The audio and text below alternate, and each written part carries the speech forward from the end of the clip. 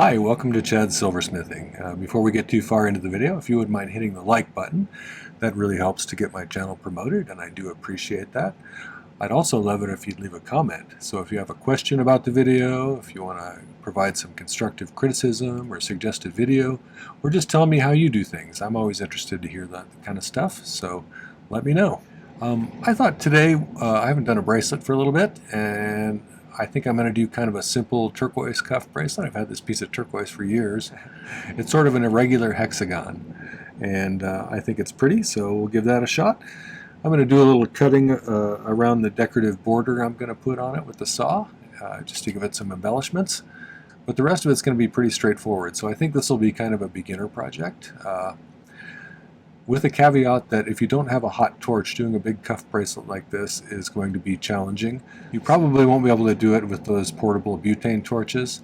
You might be able to do it with a plumber's propane torch, but it might be pushing the limit. So you could also downsize the sizes of silver that I'm using to make a smaller version and probably get by with something a little less hot. Before we get started though, I wanted to thank some people. My patrons over on Patreon are a great group of people. I've had a number of people sign up at the $5 level lately, and I do appreciate that. That's the support the artist kind of level, where you get the videos commercial free. There are also other tiers where you get more exclusive content. But thank you all for being a part of that. I have a new member over there, Sandra G. Thank you for signing up. I really appreciate your support. My other group of followers is my YouTube subscribers, and I have 19,700 last time I checked, and that's amazing to me, and I can't really believe that I have that many people watching my videos, but thank you for that. Thank you also for the nice comments that you leave. It's really nice to find out that people are getting some useful information from these, and thanks for the nice compliments. Thank you also for the contributions, like the Buy Me a Coffee and the Super Thanks. Those things really help with the cost of materials right now. So, all right, well, let's get started. So this is one of my silversmithing design idea sketchbooks. They have a little dot matrix in the background on the pages, which makes it easier for me to draw things. And it also gives me a place to keep a record of what I've made. So I keep all of my projects in these now. And skip to page. I'll have to go back and use that one. On the backs of the more recent ones, I have some useful charts, like this one has a fractions of an inch to decimals to millimeter chart. There's another one that has American wire gauge to millimeters and inches, so I find both of those ones really useful. This is today's project, and here's that piece of turquoise that I have. See how it's kind of hexagonal, 1, 2, 3, 4, 5, 6 sides, although kind of rounded and different lengths, but I think it's kind of cool. And that's kind of what I'm going to do with it. I want to have kind of a thick bracelet, so I'm going to use 6 gauge half round, which is 4.12 millimeters. I'm going to reinforce it on the bottom here. This is something I do on the ends of my bracelets that are cuffs like this. I put a piece of 26 gauge sheet on the back side of it, soldered to it, and you'll basically never ever have that break on you, even after years and years of use. So we'll probably round the ends a little bit to make it smoother. The stone's going to have 3/16 inch fine silver bezel strip in 26 gauge, which equates to 4.76 millimeters by 0.41, if I remember. And that's a little on the thicker side, which I like for stuff like this, especially bracelet kind of things that get more wear and tear. This border that I'm going to put around the stone is going to be 8 gauge half round, which is 3.25 millimeters, if I recall. And the bottom of the piece for the back of the bezel is going to be 26 gauge, which is 0.41 millimeters. And the reason I can probably get by with that is I'm going to reinforce the edge with this half round wire, which is really going to stiffen up the whole thing. And that'll save a little weight on the bracelet, so it's not quite so heavy. But that's what we're going to do, and normally I start with the bezel. I think I'm going to start with the band today, just for a change. Let's live dangerously. So I already cut a couple of pieces. These are about 6 1/4 inch, I think, if I remember right. So it'll be pretty close to what I was shooting for here.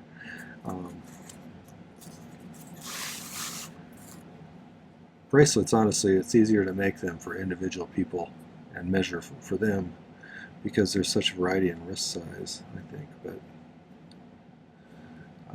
First thing I'm going to do is get these nice and straight. So one of the things that I do, and you can use, if you have some nylon jog pliers, those are handy too because you don't ding things up very much, but whatever kind of pliers you hold it in, oftentimes I'm using just my flat nose because it spreads out the force a little bit. When you bend these things, don't bend them with the pliers, bend them with your fingers. Use the pliers just to get a grip and contain where the bend is. So you get much smoother, even bends if you do it this way, at least from my experience.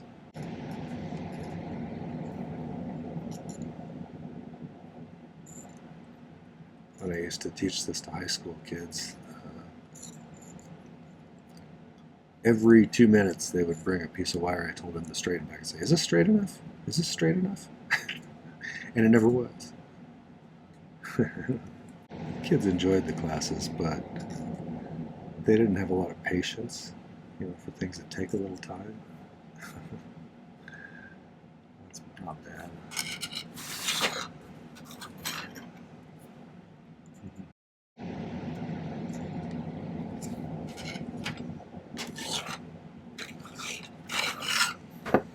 You also want to get it pretty straight this way too, sideways. That's got a little bit of a curve to it. If you hold it flat on the table like this, you can sometimes push that out with just a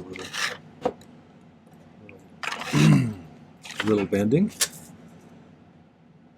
That's reasonably close.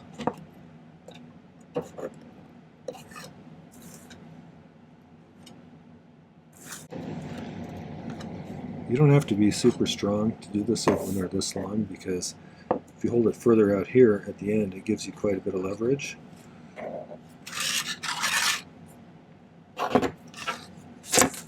Let's make sure they're pretty close to the same length.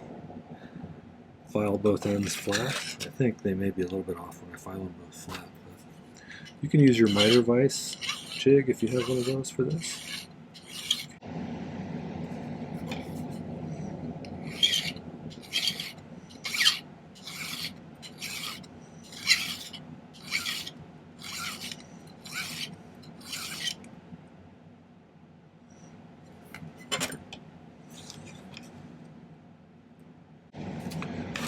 We're going to call that good. So let's see what the overall length is. Oh, it's about 6.5. Yeah. So that comes out to be about 165 millimeters, or 16.5 centimeters. So let's find the center of these. Should be right there.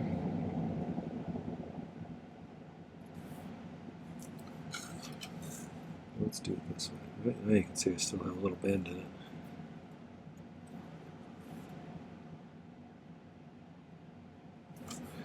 One way you can check to see how close you are to the center once you've just flip it around like that.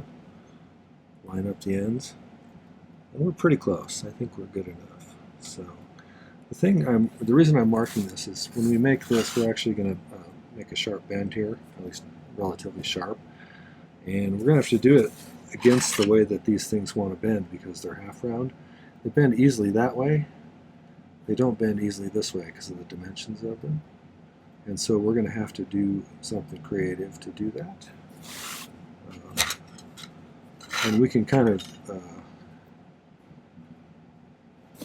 the width of the gap here is relatively arbitrary. I just kind of decided that's how wide I want it. You can make it skinnier or a little bit wider.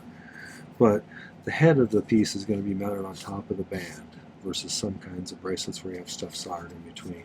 So this is just kind of a basic cuff bracelet. Good practice project when you want to do a simple bracelet. I'm just laying it on the edge of the table and trying to bend it just slightly sideways like that. And we'll have to, it's going to try and twist a little bit because it's trying to find an easier way to bend because it doesn't like to bend that way. So we're going to have to kind of flatten it back out to get it to sit flat on the table. That's sitting a little better. Okay, let's do the same thing on this one. That's pretty close. Let's see if we can get this to lay down now. So right now I haven't even bent the end parts here that are going to bend outwards slightly, and it's still pretty narrow, so I think I want to bend them just a little bit more. Again, the other way you can bend them is if you hold it like this. You can actually bend it like that and push it down. Sometimes I hurt my neck when I do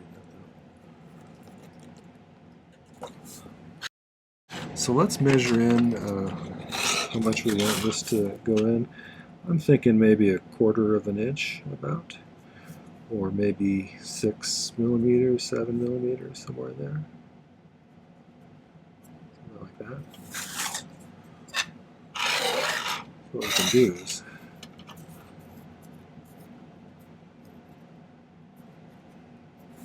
extend that way.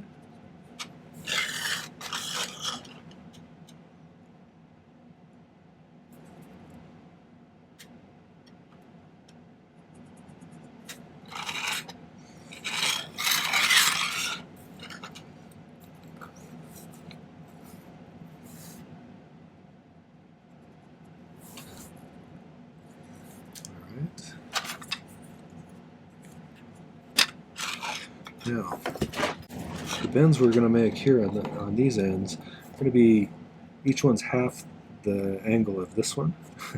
These two angles add up to that because we want these to be lined up and straight. So I'm going to bend that slightly.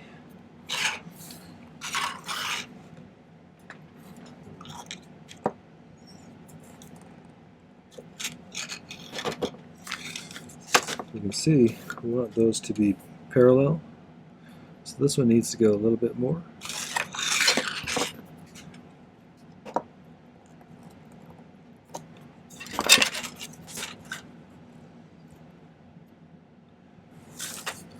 Even maybe a little bit more.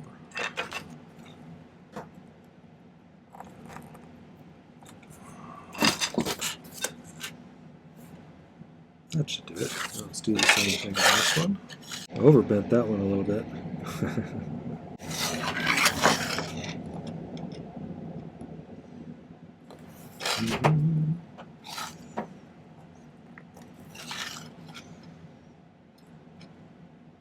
That's pretty close. Now I'm going to make sure they're still sitting flat.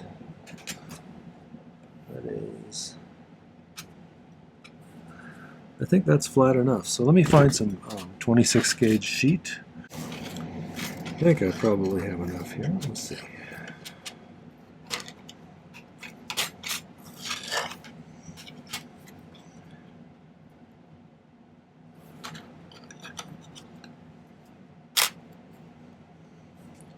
Yeah, there's enough there, I think. It's barely. Cut off the excess. And I think we've got a big enough piece here. We're going to stretch it across a couple of pins. Where I always screw up on these is I don't get the sheet straight across, so I end up with a slight tilt on the bottom. It's not a huge deal, but it's sort of annoying when that happens.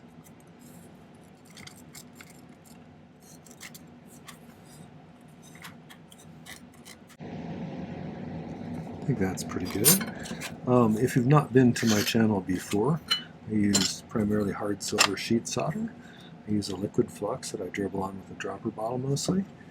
I use a Silversmith acetylene air torch. It draws in atmospheric air to mix with the gas, so it doesn't have a secondary tank and it's not as hot as an oxyacetylene. I do really like it for silver. It's just about the right temperature and it's really easy to control the heat and stuff, so it's a good torch. I use a number 1 on the tip. That's mostly the questions people ask me. So I'm going to flux both ends first, and then we'll place, I'm going to use quite a bit of solder here because I want to make sure we get a good seam between the two wires as well as between the sheet behind it and the wires. So let's get those fluxed.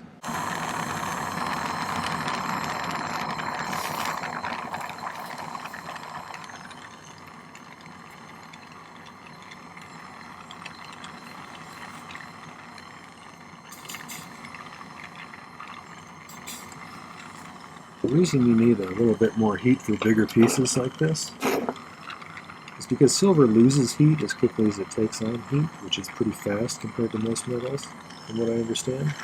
And so when I'm heating over here, this side is not really heating that much. So I've got to keep the heat moving the entire time in order to keep the heat in the metal.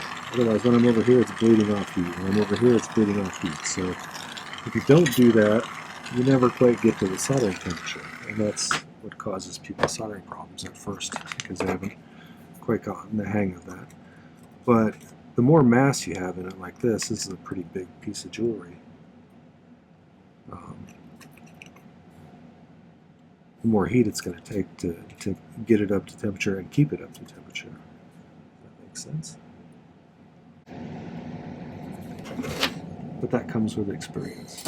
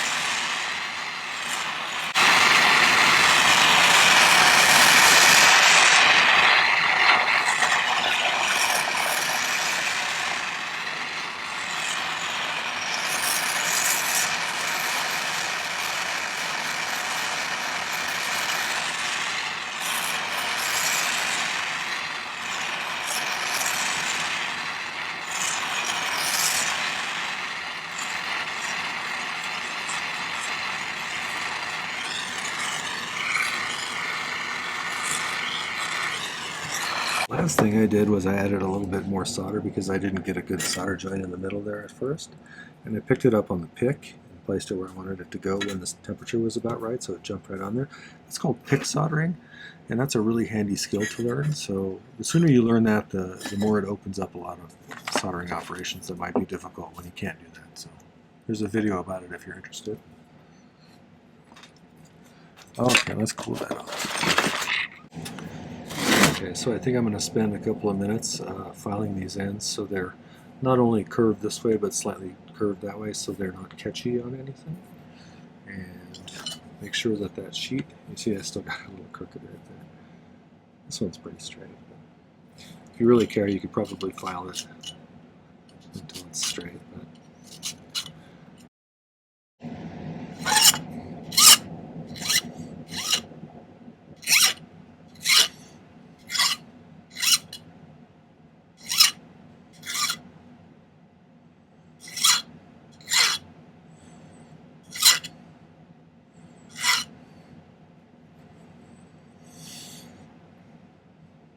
okay, so let's set that to the side for now. In fact, I think I might throw it in the pickle for a bit. And to do that, I'm going to bend it like this so it fits.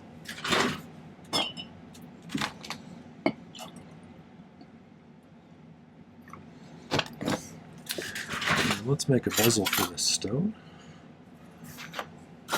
So, like I said, I'm going to use 3/16 inch or 4.76 millimeter. And it's 26 gauge or 0.41 millimeters or thereabouts.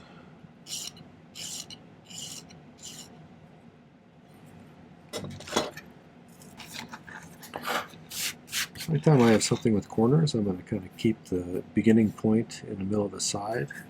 It works out better in the long run.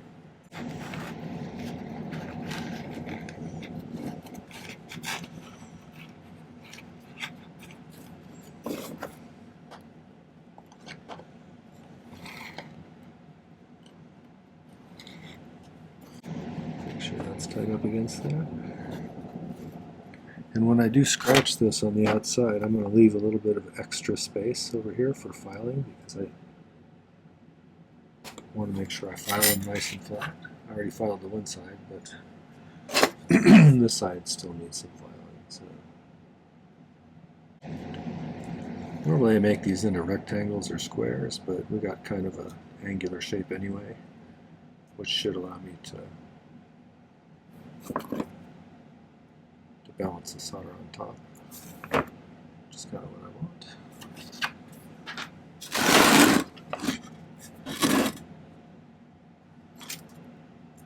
theoretically.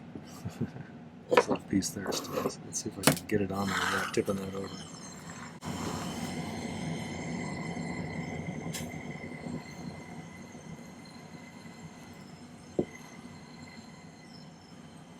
So far, so good.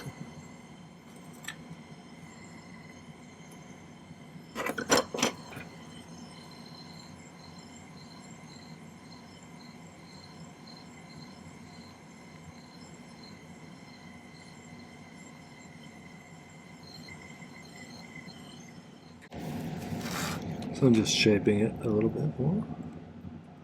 And actually,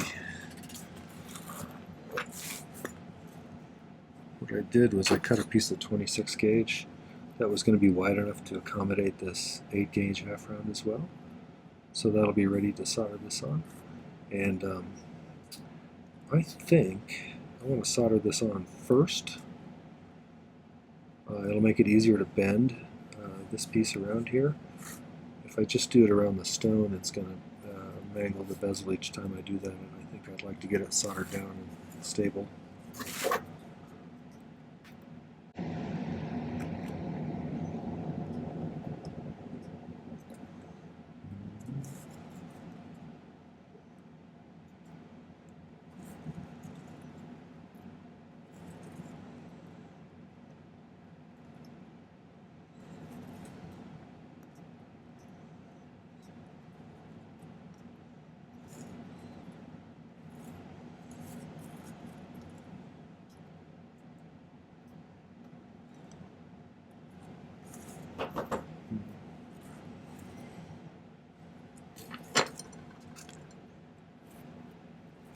So that gives me plenty of space, I think. So let's go ahead and solder that down. Before I do that, let's make sure it's got a nice flat bottom. Just in case I misaligned it a little bit or something.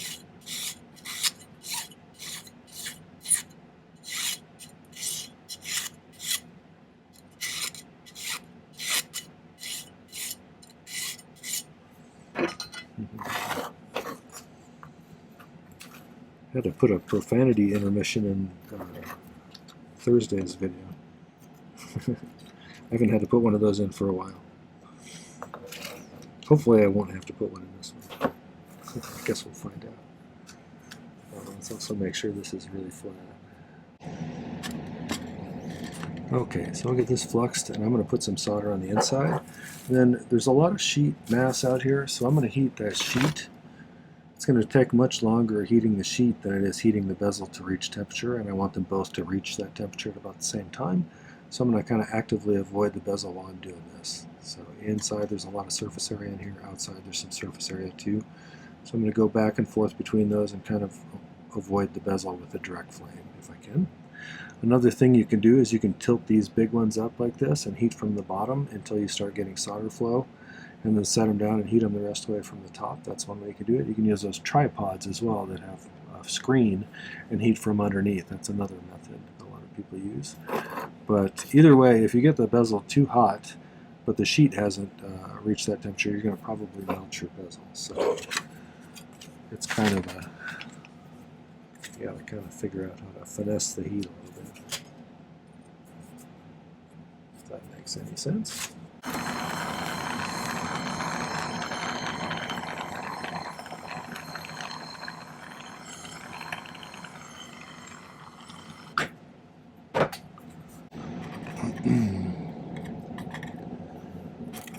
When I first started teaching people to do this, I made the mistake of letting someone's enthusiasm to try something relatively advanced too early a few times.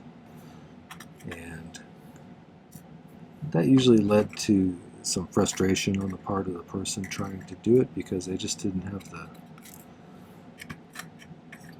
the experience heating things yet to the soldering temperature. And so they'd end up frustrated, and I'd end up having to fix things. So it was really kind of bad teaching on my part. I should have, had them do some more projects that would get them ready for that kind of stuff before I let them jump in. But people's excitement is contagious sometimes. So Alright, so I'm just going to nudge these up against the side a little bit.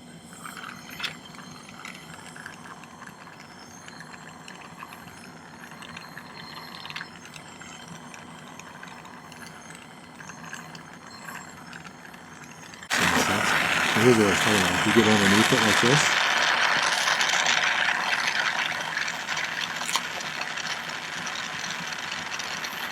that way the bezel itself isn't exposed to direct flame, but it's still getting hot. You see the solder starting to flow.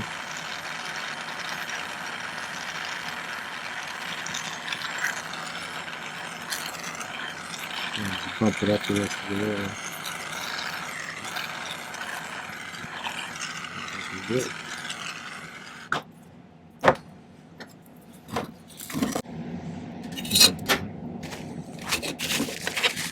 I still melt things occasionally. I was doing this project for my Patreon exclusive this past week, and the sheet I was soldering this down onto, I kept melting the corners of it. So I was getting just a little too impatient and pushing what I was doing because I wanted to get finished. But, you know,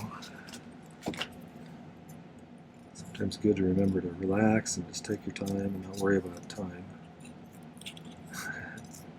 Let me find some 8 gauge here.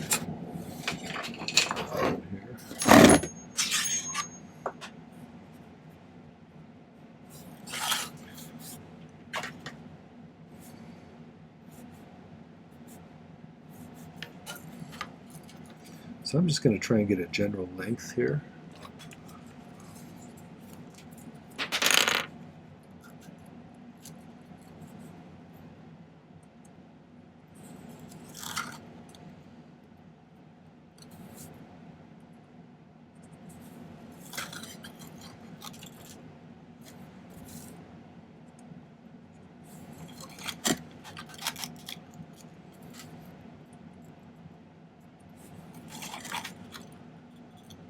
That's all the way around.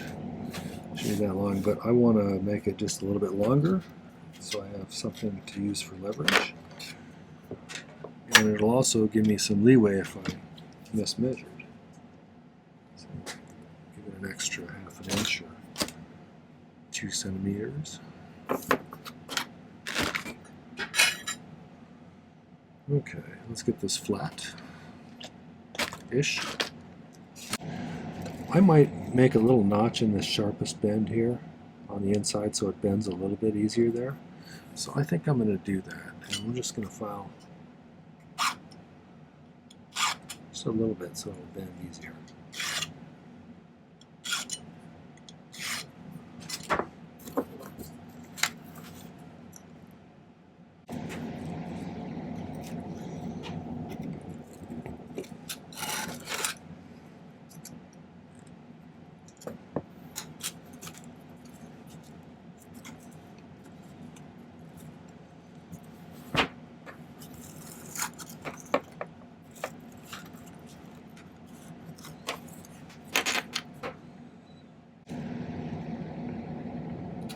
I think that'll work.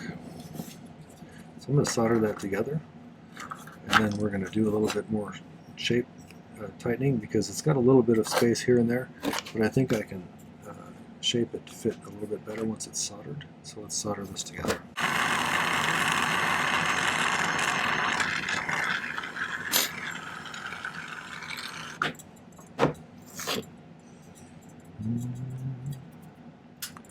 Oh, there you are.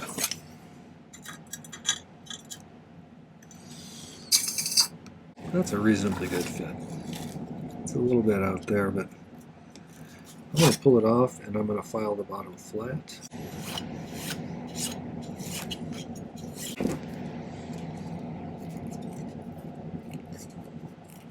I'm trying to get that touching as much as I could all the way around there. Now I'm going to flux it and lay a bunch of solder around the outside. See how that looks.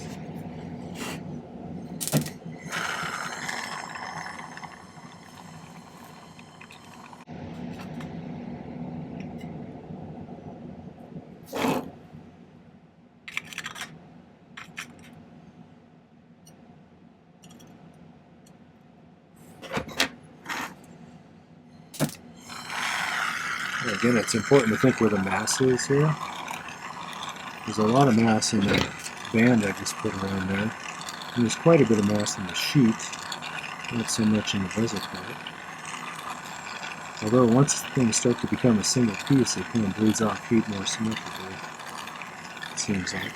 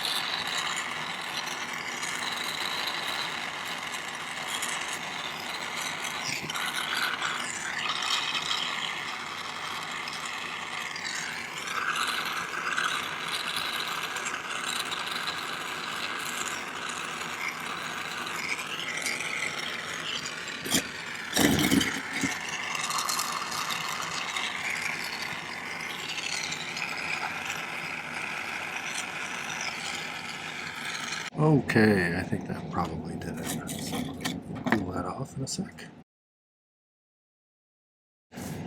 So I went ahead and I let it pickle for a little bit, and then I filed off the excess sheet after cutting it off, actually. And then I marked out where I want my little cuts to be. So I think that'll be our next step, is we're going to go over and do some cuts on the saw. So let's go over there. I had allergies today, so sorry about my snotty sounding nose. All right, so on the corners here, I'm going to do like a little V out of there. So let's start it this way. I have a double zero on here.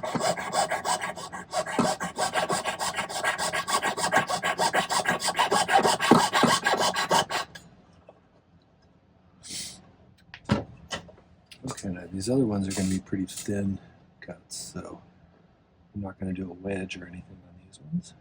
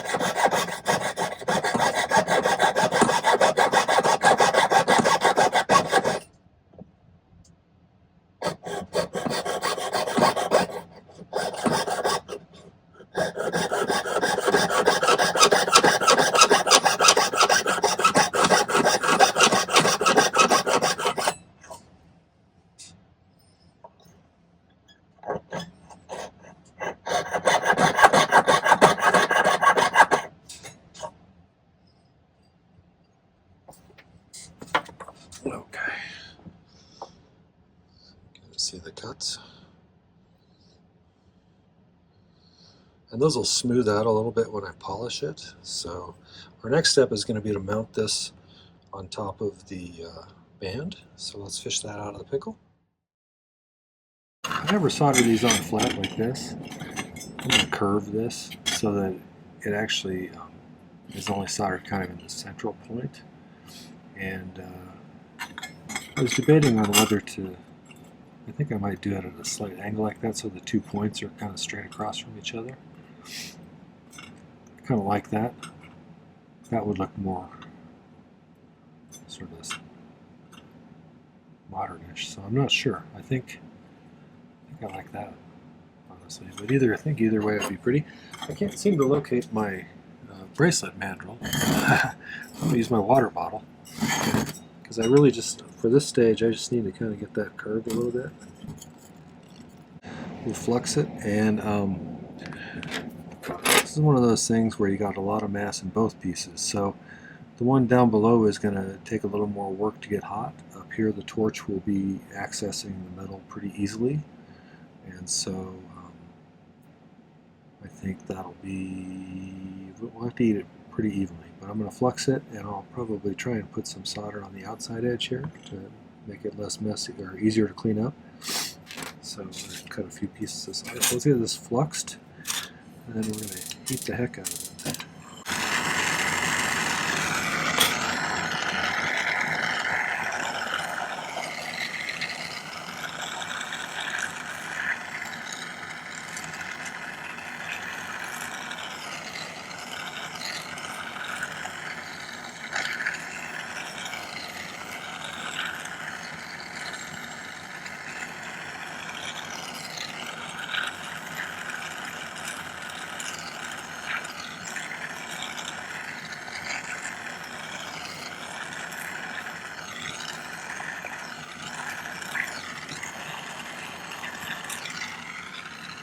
I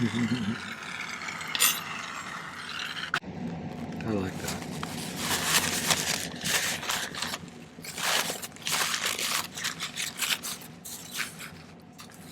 Alright, looks like we got a good solder joint on both sides. So I'm going to bend it in just a little bit so it sits in the pickle better. I'll let that clean up while I make some dinner for my wife.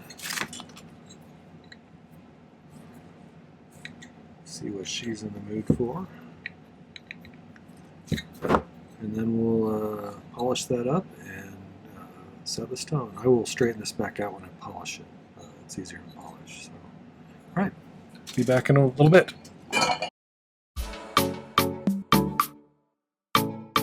So I got everything polished up. I put a couple of pieces of the back of a legal pad beneath it as tag board, basically. And I do this a little differently than some. I use the flat side of my chain nose pliers as a bezel pusher. So while I'm pushing down a little bit here, I'm going to be pushing that straight in up against the stone's bezel here. One of the things I see a lot in beginners is they set their stones too deeply in their bezels. So you either want to file it down further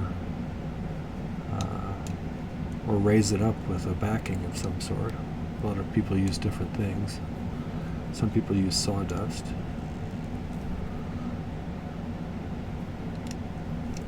Somebody told me the other day they use crushed up PVC pipe, or a shredded PVC pipe, which I thought was interesting. Whatever you use, you want it to have a little bit of a give to it, so that when you push down on the stone and you bend the top of the bezel over the lip just a little bit, when you let go, it's got upward pressure kind of pushing against the bezel, where you get a nice tight fit. Last step I'm going to do is use the outer rounded part there as a burnishing tool. And burnishing is where you just rub that top edge, kind of smooth it out the rest of the way.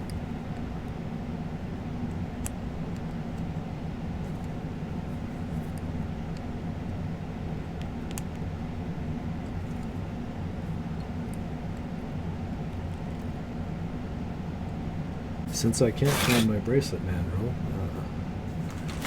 you can use other stuff. I can use part of this to bend some of these. Or you can use a ring mandrel on different parts of it. It's not going to be perfectly round anyway, so doing this kind of stuff will probably work okay. We just have to spend a little time getting it shaped. So that's kind of what I was thinking. Pretty close to. Alright. Well, I'll get some pictures of that and put them at the end of the video. I'm curious, should I have left it, leave a comment if you want. I positioned these two straight across from each other. I could have done it more so that these two lines here were perpendicular to the bands. Tell me which one you think would have been the right choice, or if I made the right one. I'm curious. All right, well, that was the simple turquoise bracelet with cutouts. I hope you enjoyed that one. If you did, make sure to hit the like button before you go. I'd also love it if you'd go over and check out my main channel page. I have 460 plus videos now, last I checked. I've been doing 3 per week for about 3 years now, and there's quite a lot of content there because of that. So there's almost certainly something else you'll find interesting, and there's tons of projects over there, so go check it out. And make sure to subscribe to my channel. I'd love to have you subscribe. Hit the bell if you want notifications, although I do them on Tuesdays, Thursdays, and Saturdays generally. So the other thing is, check out my video description down below. There's some important links there. If you wanted to get my newest ebook or my previous ebook, there's a link to get that. It's a guide to all of my 2024 video tutorials. It includes extra information about each video. And the previous one as well is the same except for 2023. So it gives you 170-ish projects right at your fingertips that you can access the video and the extra information about it. So it's a great deal and a great way to support my channel. So there's also a link to my merch store if you want to get yourself one of those nice design idea books. Those are super handy. And there's a link to my Patreon if you want to find out more about that community. It's a really nice place with a lot of cool people. So thanks for watching. Take care. Happy silversmithing.